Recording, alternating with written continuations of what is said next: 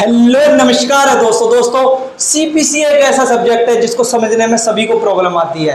लेकिन तुम्हारा भाई क्या है 10 स्टेप में प्लेंट इंस्टीट्यूट होने से और एग्जीक्यूशन तक आपको इतने अच्छे से समझा देगा कि आपको अगर आपने पहले भी कभी नहीं पढ़ा है तो आपको एक ओवरव्यू हो जाएगा कि कैसे कैसे सिविल में चीजें चलती हैं। क्योंकि दोस्तों आपने देखा होगा क्रिमिनल में क्या है, सीधा सीधा प्रोसीजर होता है। मतलब एफआईआर दर्ज होगी या फिर कंप्लेंट के थ्रू केस गया तो फर्स्ट हियरिंग पे क्या होता है, जो पीपी यानी पब्लिक प्रोसिक्यूटर होता है वो ओपनिंग स्टेटमेंट देता है, वो सारी चीजें एफआईआर है उसे पढ़कर सुनाता है, सारी चीजें बताता है कोर्ट को। अगर कोर्ट को लगता है कि कोई केस नहीं बनता तो कोर्ट क्या है डिस्चार्ज कर देती है।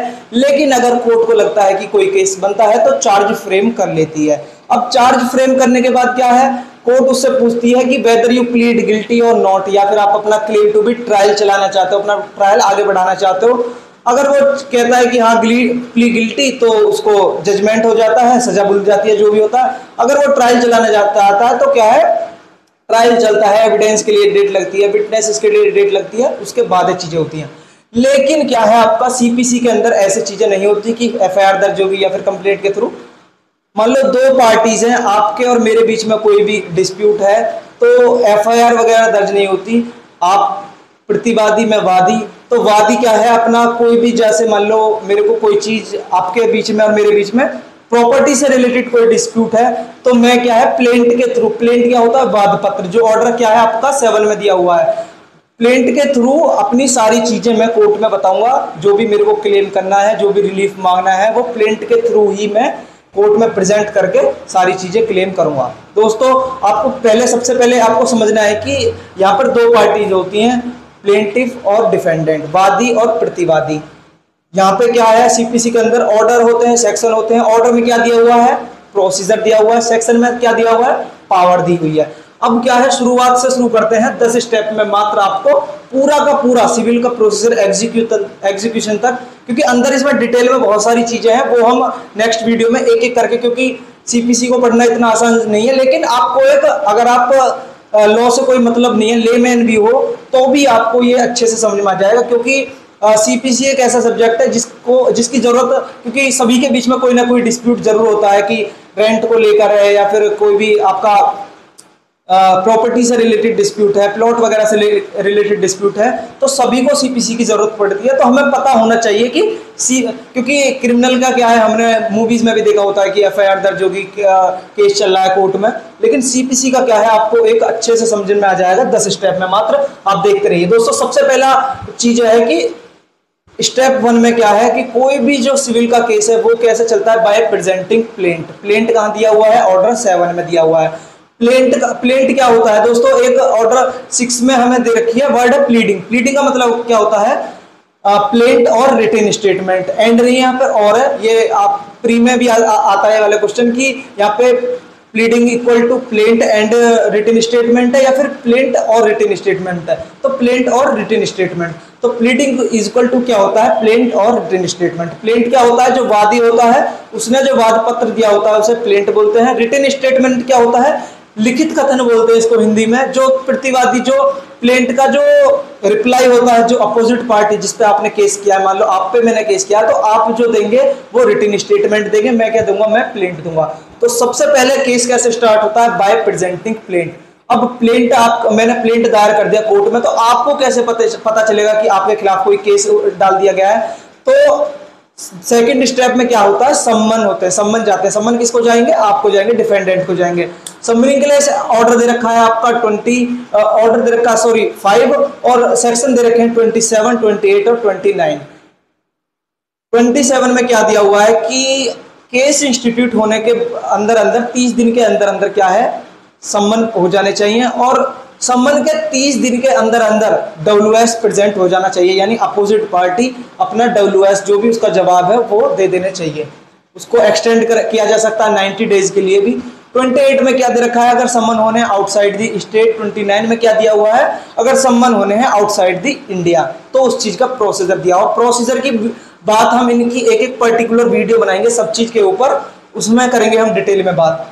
दो चीज हो गई, प्रेजेंटिंग प्लेंट हो गया, आपने प्लेंट दायर कर दिया, आपके पास सम्मन पहुंच गया। अब आप क्या करोगे, अब आपने क्या है प्लेंट की कॉपी ली तो आपको पता चला कि ये चीज मेरे खिलाफ डाली गई है, ये डिस्प्यूट हमारे बीच में है। अब आप उसका रिप्लाई करोगे रिटन स्टेटमेंट यानी लिखित कथन द्वारा। जो ऑर्डर 8 में दिया हुआ है उसमें क्या है, आपको ऑर्डर 6 प्लस ऑर्डर 8 के जो भी रूल्स दिए हुए हैं उनको फॉलो करके रिटन स्टेटमेंट तैयार करना होगा। रिटन स्टेटमेंट में आप ऐसा नहीं है कि एविडेंस वगैरह दो, कभी भी जो प्लेंट वगैरह होता है उसमें एविडेंस वगैरह नहीं दिए जाते, जो भी फैक्ट है उनके ऊपर बात की जाती है। एविडेंस के लिए नेक्स्ट डेट अलग डेट लगती है, उसमें आप सारी चीजें बताओगे कि कोर्ट में क्या होता है। रिटन स्टेटमेंट में क्या है, आपको जो भी प्लेंट में क्या बताया गया है, जो भी प्लेंट में आपके खिलाफ दायर किया गया है, या तो आप उसको मानो कि हाँ ये चीज ठीक है, या फिर उसको आप डिनाई करो। थर्ड स्टेप हो गया कि रिटन स्टेटमेंट हो गई, प्लेंट डल गया, सम्मन पहुंच गया आपके पास, आपने क्या है सम्मन की प्लेंट की कॉपी ले ली, आपने WS दायर कर दिया कोर्ट में। उसके बाद क्या होगा, फर्स्ट हियरिंग लगेगी, date of first hearing. Date of first hearing पे क्या होता है, जो भी दोनों पार्टीज हैं उनको बताया जाता है कि अगर आप चाहो तो अपना केस क्या है बाहर, मतलब outside the court by alteration, mediation, conciliation, लोक अदालत के थ्रू आप अपना डिस्प्यूट को रिजॉल्व कर सकते हो स्पीडी मैटर में। वहां पे तो जल्दी लोक अदालत वगैरह में जल्दी चीजें हो जाती हैं, तो उनको एक ऑप्शन दिया जाएगा, वो ऑर्डर 10(1)(a) में दे रखा है, ऑर्डर 10 रूल 1A में दे रखा है कि settlement outside the court.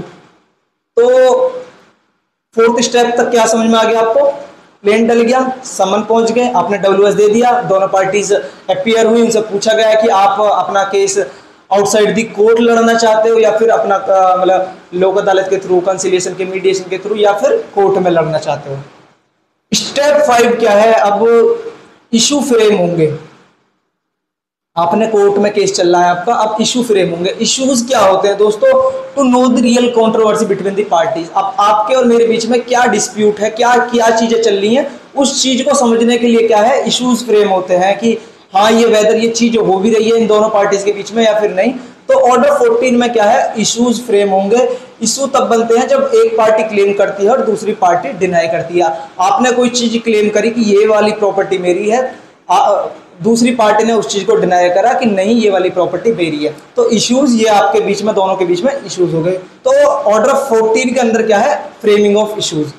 5 step आपके कंप्लीट हो गए। प्लेंट दायर हो गया, प्लेंट दायर होने के बाद सम्मन पहुंच गया आपके पास, आपने सम्मन की प्लेंट की कॉपी ले ली, तो आपने क्या है WS दे दिया। WS देने के बाद फर्स्ट हियरिंग की डेट लगी। फर्स्ट हियरिंग में आपसे पूछा गया कि लोक अदालत या कंसिलिएशन के थ्रू अपना केस चलाना चाहते हो। उसके बाद आपके क्या है, इशू फ्रेम हो गए 5th स्टेप के अंदर। 6th स्टेप में क्या है, अगर इशू फ्रेम होने के बाद ऑर्डर 15 के अंदर आप मतलब कोर्ट को लगा कि कोई डिस्प्यूट नहीं है, कोई अपना कुछ भी चीज नहीं है, तो जजमेंट हो जाएगा ऑर्डर 15 के अंदर।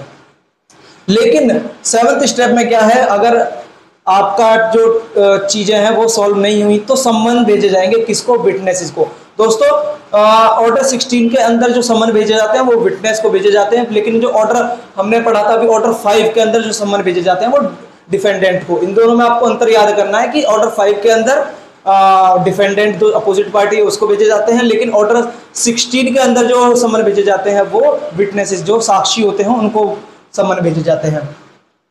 अगर मान लो सम्मन होने के बाद भी जो विटनेस है वो नहीं आया तो क्या होता है, वारंटी हो जाते हैं। सेक्शन 32 में इस चीज के बारे में बताता है।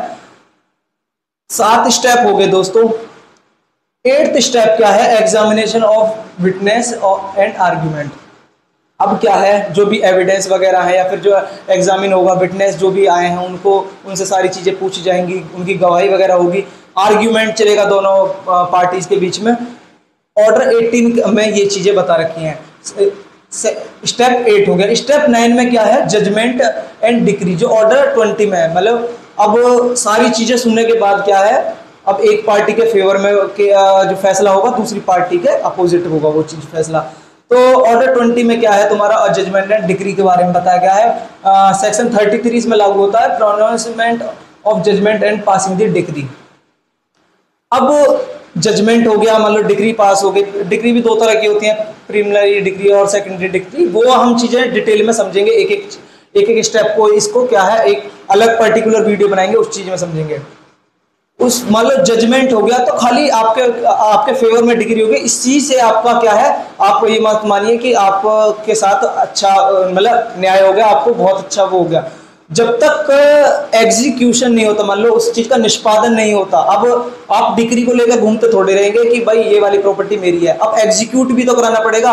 अब एग्जीक्यूट कौन करता है, तो इसके भी ऑर्डर 21 में इतने सारे रूल्स दे रखे हैं, उसमें हमें पता चलती है कि एग्जीक्यूशन क्या होता है। एग्जीक्यूशन में मतलब कि कोर्ट ऑफ फर्स्ट इंस्टेंस जो भी कोर्ट होती है वो एग्जीक्यूट करती है उस चीज को, जो डिग्री है, या फिर कौन सी कोर्ट है, मान लो जिस कोर्ट ने जजमेंट दिया है, जिस कोर्ट ने डिग्री पास की है, वो अब कोर्ट एग्जिस्ट ही नहीं करती, तो क्या होगा, वो सारी चीजें ऑर्डर 21 में हमें सारा प्रोसीजर दिया हुआ है। अब दोस्तों ये 10 स्टेप में आपको पूरा का पूरा समझ में आ गया। एक बार दोबारा से रिपीट करते हैं।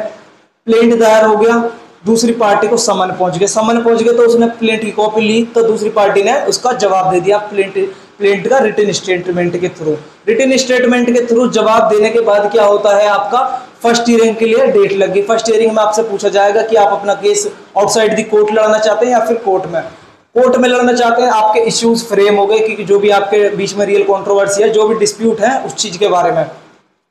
विटनेसेस को समन भेजे गए ऑर्डर किस में, 16 में, स्टेप 7 के अंदर। स्टेप 8 में क्या होता है कि एग्जामिनेशन ऑफ विटनेस, एविडेंस वगैरह होंगे, आर्ग्यूमेंट वगैरह होगा किस चीज में, ऑर्डर 18 में। अब ऑर्डर 20 में क्या है, स्टेप 9 के अंदर जजमेंट और डिग्री आपको आपके फेवर में होगी, दूसरी पार्टीज के उसके अपोजिट होगी वो चीज। स्टेप 10 में क्या है, एग्जीक्यूशन। अब उस चीज को एग्जीक्यूट करना कैसे करना है, इस चीज को निष्पादन कैसे करना है, उस चीज के बारे में बताया गया। दोस्तों ये ऑर्डर 21 है इस चीज का एग्जीक्यूशन के लिए। ये आपके 10 स्टेप थे। आप इन 10 स्टेप को आप एक ओवरव्यू हो जाएगा कि कैसे कैसे चीजें सिविल प्रोसीजर में चलती हैं, सीपीसी के अंदर कैसे कैसे जो भी सिविल डिस्प्यूट है वो कैसे कैसे चलते हैं। दोस्तों नेक्स्ट वीडियो में हम क्या करेंगे, एक एक पर्टिकुलर, जैसे प्लेंट के ऊपर एक बिल्कुल पर्टिकुलर अलग वीडियो बनाएंगे, डब्ल्यूएस के ऊपर अलग वीडियो, सम्मन कैसे कैसे जाते हैं, क्योंकि सम्मन के मोड भी क्या होते हैं कि बाय पोस्ट भी भेजा जाता है सम्मान, या फिर ईमेल के थ्रू भी, इलेक्ट्रॉनिक मींस के थ्रू भी भेजा जाता है। तो सारी चीजें हम एक अलग पर्टिकुलर सारे स्टेप की एक एक वीडियो बनाएंगे। दोस्तों कैसी लगी आपको वीडियो, कमेंट में जरूर बताएं। हमारे चैनल को सब्सक्राइब करें, लाइक करें। जय हिंद, जय भारत।